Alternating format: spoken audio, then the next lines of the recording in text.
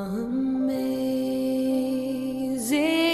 grace, how sweet the Reflections on Psalm 2. sound that saved. Trust God's help. I contemplate the work as God wanted it to be, St Josemaría told us, and we have to wait. I see projected forth in time, centuries away, cutting a deep, broad furrow, bright and fruitful, through the history of mankind with humble, silent work. But for this to come true, we need to pray. Ask of me, Psalm 2 goes on. God foresaw all the prayers and joyful sacrifices offered by everyone. God wants to be asked, says St Gregory the Great. He wants to be coerced. He wants to be overborne by a sort of importunity. Jesus Christ teaches us this in many parables. The conclusion is always the same. Ask and it will be given you. Seek and you will find. Knock and it will be open to you.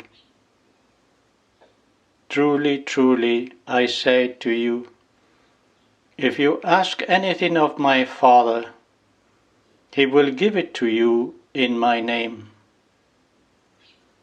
Hitherto you have asked nothing in my name.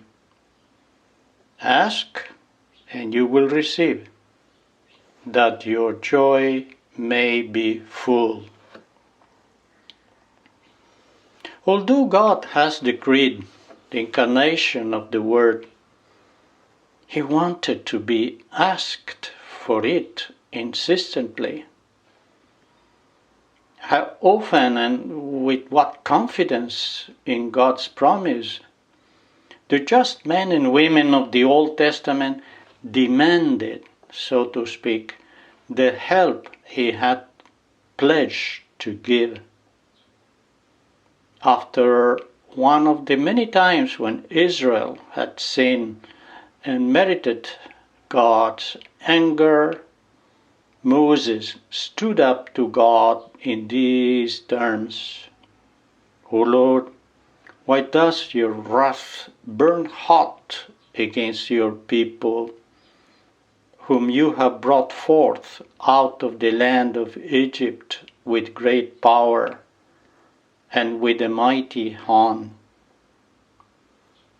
And the Lord repented of the evil which he had thought to do to his people.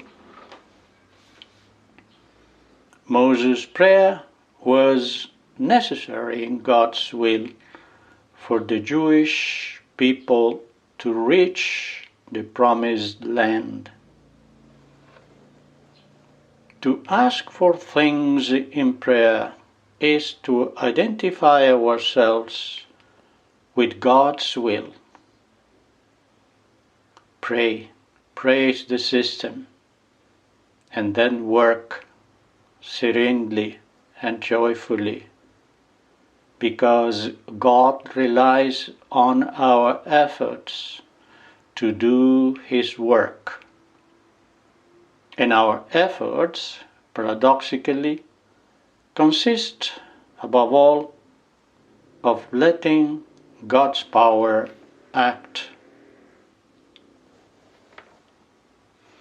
Lord, you are who you are, and I am nothingness itself.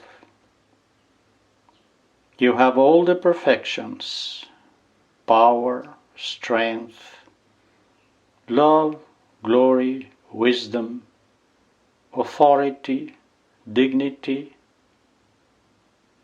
If I unite myself to you, like a child who goes to the strong embrace of his father or sits on his dear mother's knee, I will feel the warmth of your divinity. I will experience the light of your wisdom.